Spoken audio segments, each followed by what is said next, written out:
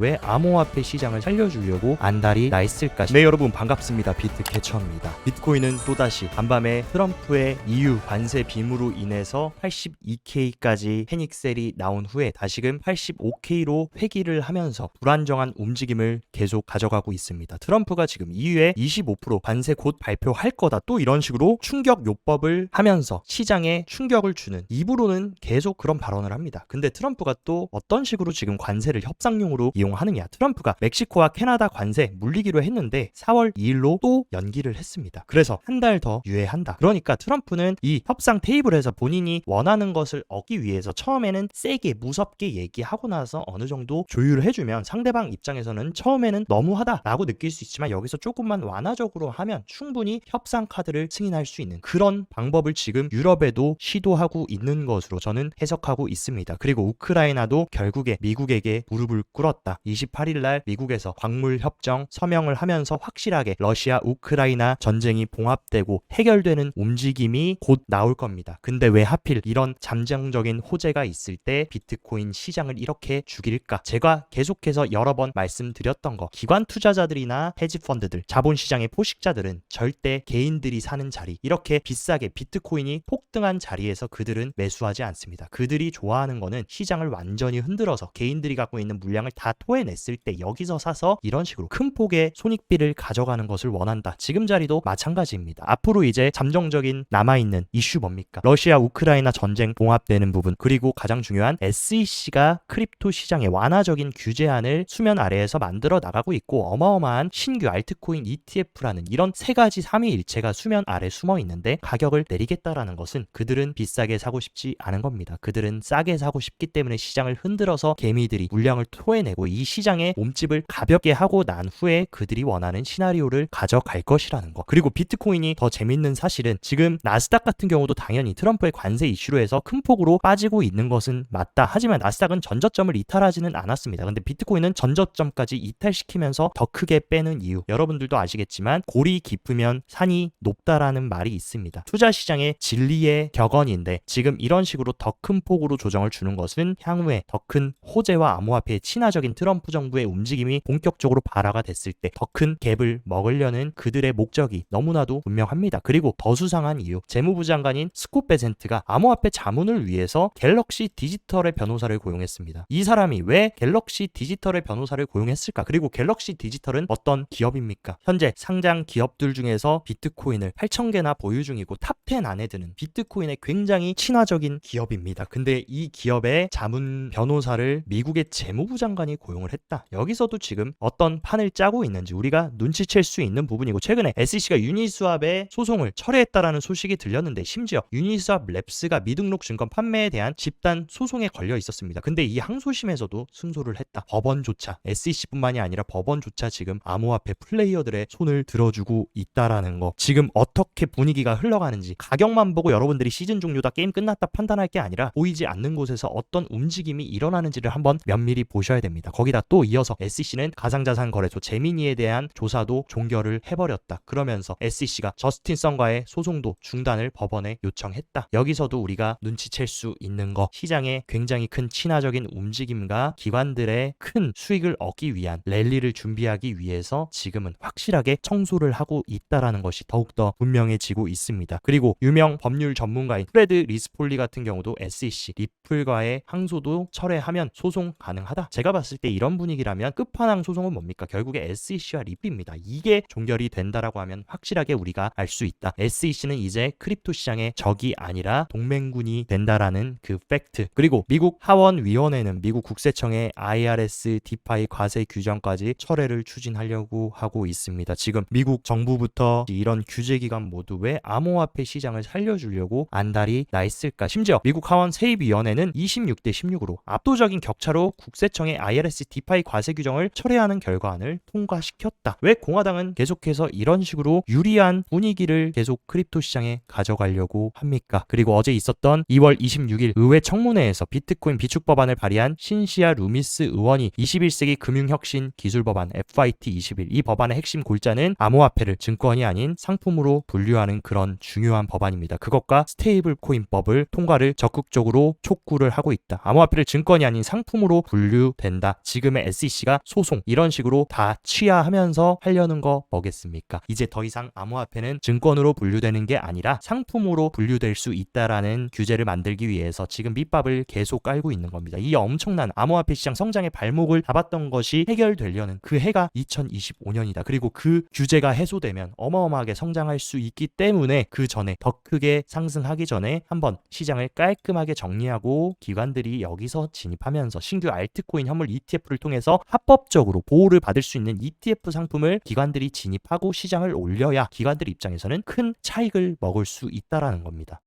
전 CFTC 의장도 의회 스테이블코인 규제 먼저 다뤄야 된다. 그리고 시장 구조 관련 법안 논의는 수년간 미뤄야 된다. 지금까지 제안된 법안들은 암호화폐 증권 또는 상품 여부의 명확성을 오히려 해친다. 왜 이렇게 암호화폐 시장의 가장 중요한 키워드인 스테이블코인조차 너도 나도 나서가지고 적극적으로 채택하려는 움직임 가져가겠습니까? 그리고 미국의 2위 은행인 뱅크 오브 아메리카의 CEO 또한 최근 메가톤급 발언을 해줬습니다. 의원들이 법안 통과시키면 달러 연동된 스테이블코인 우리가 출시할 겁니다. 완전히 달러로 뒷받침되는 스테이블 코인 나올 것이 분명하고 은행 계좌와 더 이상 다를 것이 없다. 기존의 아날로그식 금융에서 온체인과 블록체인 기술을 더한 신개념 금융 혁신 그 중심에 스테이블 코인이 있다라는 것을 얘기하고 본인들도 이 스테이블 코인 시장을 장악하려고 거인들이 뛰어들고 있는 상황입니다. 그리고 우리들의 세일러 형님은 계속해서 비트코인을 전도하기 위해서 3월 11일에 열리는 비트코인 포 아메리카 기조 연설에서 비트코인으로 국가부채를 갚는 방법에 대해 논의할 거다. 트럼프의 제일 골칫덩이는 뭡니까? 어마어마하게 쌓여있는 해결이 불가능한 미국 부채를 해결하는 문제. 그거를 해결하려고 지금 머스크와 함께 정부 효율성 부서 도지까지 동원해서 공무원들 싹 다 자르면서 재정 지출 줄이려고 합니다. 근데 그 재정 지출을 줄이는 것도 중요하지만 부채를 해결하려면 본질적인 해결책이 있는데 그것이 비트코인이라는 것을 너무나 세일러는 잘 알고 있기 때문에 이 부분을 강력하게 어필을 하려고 하고 있습니다. 그리고 세일러는 아마존 창업자 제프 베이조스한테도 비트코인을 권유한다. 세일러가 이대로 시장 시즌 종료되고 망하고 비트코인 사이클 끝났다라고 하면 함부로 제프 베이조스한테 비트코인을 권유하겠습니까? 절대 아닙니다. 무언가 세일러도 알고 있고 연결고리가 있고 분명히 베이조스도 트럼프 정부가 적극적으로 밀어주려는 아마존이기 때문에 알고 있는 것이 있을 거고 최근에 아마존도 비트코인을 현금으로 준비금 채택을 하려는 그런 논의들이 오가고 있었습니다. 세일러가 이런 사람한테 비트코인을 권유한다라는 거 개인들이 가지고 있는 의도와는 분명히 다른 무언가를 알고 있기 때문에 적극적으로 비트코인을 추천하지 않을까라는 합리적인 의심을 해봅니다. 반면에 지금 언론에서 표면적으로 보이는 데서는 비트코인 더 폭락할 거고 큰 폭으로 자금 유출될 수 있을 거다. 이런 식으로 스피커를 계속 뿌리고 있다. 스탠다드 차타드가 비트코인 하락 가져올 수 있는 추가 그 자금 유출된다라고 하면서 개미들이 더욱더 신속하고 빠르게 시장에서 털려 나갈 수 있게 분위기를 조성하고 있고 실제로 비트코인 현물 ETF 유출 속도 같은 경우도 이것만 보고 있으면 제가 개인이고 개미면 무서워서 다 팔고 도망칠 것 같습니다. 근데 실제로 재밌는 사실 어마어마하게 유출된 거에 비해서 비트코인 축적 물량 같은 경우는 티도 안 난다라는 사실 얼마나 좋습니까? 이런 식으로 연달아서 유출되는 움직임 가져가서 개미들 겁먹게 만들어도 어쨌든 본인들이 가장 많이 보유하고 있는 거 본질적인 물량에 대해서는 시장에 던지면서 팔고 있지 않다라는 거 이 부분이 매우 중요한 팩트입니다. 그리고 어쨌든 비트코인이 다시금 회복되고 매수세가 들어오려면 ETF가 다시금 살아나는 것도 중요하지만 미국발 기관 수요라고 볼 수 있는 코인베이스 프리미엄 같은 경우도 음수에서 양수로 회복되는 움직임이 나와야 됩니다. 그 전까지는 한 번 더 시장을 흔들고 개미들이 털려나갈 개미들은 80% 털고 나갔지만 20% 부여잡고 있는 개미들까지 털어주려면은 한 번 더 큰 폭의 조정을 줄 수 있는 가능성도 여러분들도 열어 놓으셔야 된다라는 거. 반면에 지금 크립토 플레이어들과 전통 금융시장의 포식자들의 파트너십은 계속해서 늘어나고 있습니다. 아발란체 또한 비자와 파트너십을 맺으면서 아발란체와 USDT, USDC를 사용할 수 있는 비자 카드를 정식으로 출시했고 마스터카드도 몬도 파이낸스와 함께 RWA 토큰화 파트너십을 맺었다. 이 결제 시장의 최고의 거인들 비자와 마스터카드는 왜 시즌 종료가 될 거고 알트코인 사이클이 끝났다라고 한다라고 하면 이들과 왜 파트너십을 맺으면서 전통 금융과 크립토 시장을 연결하려고 혈안이 되어 있을까? 그리고 미국 최대의 채굴 기업 중 하나인 코어 사이언티픽 같은 경우도 12억 달러라는 어마어마한 자본을 들여서 데이터 센터 확장을 계획하고 있습니다. 그리고 사이언티픽의 대주주는 여러분들도 잘 아시는 미국 월가의 초대형 3대 운용사들이 들어가 있습니다. 근데 이들이 왜 이렇게 데이터 센터를 확장하고 더욱더 많은 비트코인을 채굴하려고 할까? 비트코인 가격 폭락하고 시즌 종료되면 채굴자들도 채산성이 안 나오기 때문에 굳이 이런 식으로 사업 확장을 할 필요가 없습니다. 다 손해고 망할 수 있는 위기다. 근데 이런 식의 폭락장에 그들은 오히려 돈을 투자해서 인프라를 늘려가려고 하고 있습니다. 그리고 트럼프의 관세 정책에 대한 선제적인 대응을 하기 위해서 중국은 국영은행에 80조 원이라는 어마어마한 자금 지원을 하고 있고 지금 경기 부양을 하기 위해서 중국 또한 유동성을 풀고 있다. 모든 것들을 지금 퍼즐을 맞춰봤을 때 수상한 부분이 한두 가지가 아닙니다. 근데 그들이 원하는 흐름대로 시장은 잘 따라와주고 있습니다. 시장을 하락시키면 당연히 개인들의 투자 심리, 공포 탐욕 지수는 지금 극도의 공포 구간에 들어와 있다. 근데 과거 흐름, 이번 사이클 비트코인이 15K를 찍고 108K까지 올라오는 동안 이런 식으로 공포 탐욕 지수가 극도의 공포 10포인트를 찍었던 구간은 FTX 사태 이후 그리고 굉장히 기나긴 조정이 있었던 작년 장기 조정장 엔캐리 트레이드 청산이 있었을 때입니다. 근데 잘 뒤집어서 생각해보면 이때와 이때 비트코인을 다 도망칠 때 용기 내서 사신 분들은 얼마나 큰 수익을 받는지 한번 과거를 돌아봐 보시면 좋을 것 같습니다. 지금 자리에서 물론 더 흔들어서 더 공포 완전히 한 자릿대 수까지 공포 탐욕 떨굴 수는 있지만 이 구간에서 여러분들이 준비를 잘 한다면 과거처럼 굉장히 좋은 눌림목 최적의 매수 기회가 우리한테 다가오고 있습니다. 그리고 또 하나의 심리 지표인 알파 심리 가우지 지표 같은 경우도 지금 극도의 very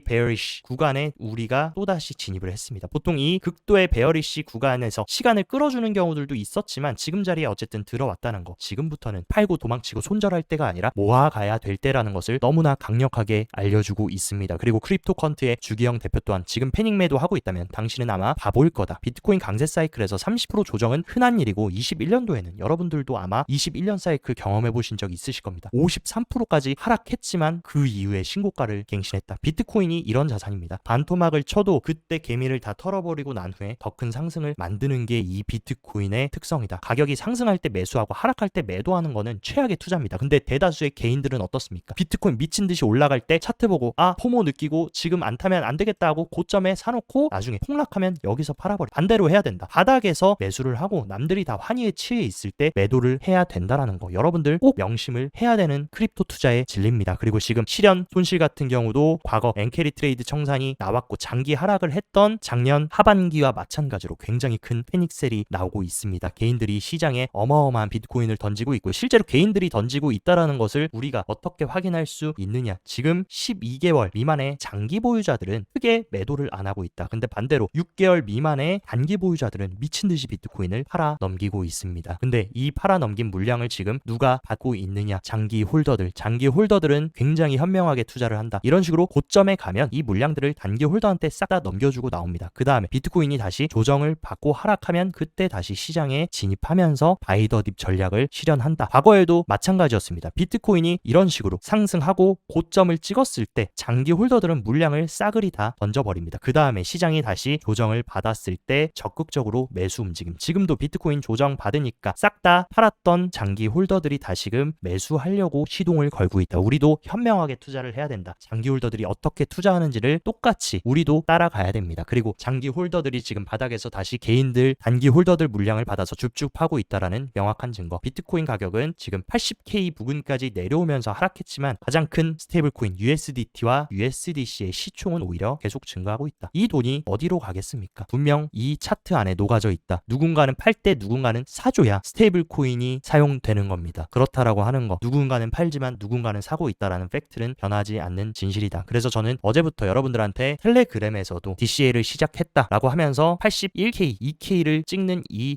구간부터 77K까지는 물론 열어둘 수 있습니다. 왜냐하면 그 누구도 발바닥이나 머리 꼭대기는 잡지 못하기 때문에 만약에 추가 조정 나온다라고 해도 저는 이 자리는 굉장히 좋은 DCA 하면서 매집할 수 있는 구간. 비트코인은 물론이고 알트코인 또한. 하지만 알트코인은 아무거나 밈코인이나 잡코인을 사는 게 아니라 확실하게 ETF 승인 가능성이 높고 기관의 수요가 향후에 다시금 기관들이 시장을 끌어올릴 때 기관의 유입 수혜를 받을 수 있는 그런 알트들로 DCA를 해 나가려고 하고 있습니다. 그리고 왜 제가 이 DCA 구간을 지금으로 잡았느냐. 과거에 보시면 이런 식으로 큰 폭의 조정이 나왔을 때 비트코인 주봉상의 RSI의 패턴이 굉장히 재밌습니다. RSI 중립 구간, 이 노란색 구간을 언제나 큰 패닉셀이 나왔을 때 이 중립 구간을 터치해주고 그 다음에 비트코인이 어마어마한 큰 상승 랠리를 보여줬다. 지금 자리도 이 중립 구간에 진입을 한 상황입니다. 물론 이 중립 구간을 살짝 하회해준 이후에 다시금 비트코인도 추가 조정을 해주고 올려줄 수 있지만 우리가 발바닥을 잡을 수 없듯이 이 구간부터는 저는 꾸준하게 과거의 패턴을 정확하게 적용해가지고 DCA를 해나갈 예정입니다. 그리고 만약에 조정이 나온다라고 했을 때 최적의 매수 구간을 보여주는 비트코인 프라이스 오실레이터 같은 경우는 미디엄 로우, 상승장에서는 이 미디엄 로우 구간을 하회하는 구간들, 2023년 9월 그리고 2024년 장기 하락이 있었던 이 시기도 이 미디엄 로우 구간을 하회한 자리가 굉장히 좋은 자리였습니다. 지금도 미디엄 로우 구간에 근접해 가고 있고, 이 미디엄 구간을 침범한다라고 해도 저는 여기서는 팔고 도망치고 시즌 종료다 하면서 울면서 시장 탓하고 도망칠 게 아니라, 저로에 제가 과거에 솔라나를 2만원 3만원대 샀던, 비트코인을 20K 30K에서 샀던 그 저로의 기회가 지금 오고 있다고 저는 확신하고 있습니다. 여러분들, 투자는 언제나 본능을 역행하는 행위입니다. 그렇기 때문에 본능을 따라가는 투자, 남들과 똑같은, 대중들과 똑같이 움직여서는 절대로 투자 시장에 여러분들한테 불을 가져다 주지 않습니다. 투자 시장은 남들이 다 폭락한다, 시즌 종료다 할 때 용기를 내서 매수를 하는 사람이 이기게 되는 거고, 남들이 다 불장이다 할 때 매수해서는 수익을 볼 수 없다. 다른 길을 항상 가야 됩니다. 본능을 역행하시는 저희 캐쳐 구독자님들이 되셨으면 좋겠습니다. 오늘 영상도 시청 진심으로 감사드리고, 영상 도움되셨다 하시면 좋아요, 구독 눌러주시고, 더 자세한 투자 전략 궁금하다 하시면 영상 하단 고정 댓글에 제가 운영하는 크립토 시황 정보방 활짝 열어놨으니까 이쪽에서 시황도 잘 체크하시면서 성공적인 크립토 투자 계속 이어가시기 바랍니다. 오늘도 시청 진심으로 감사드리고, 여기까지 비트캐쳐였습니다.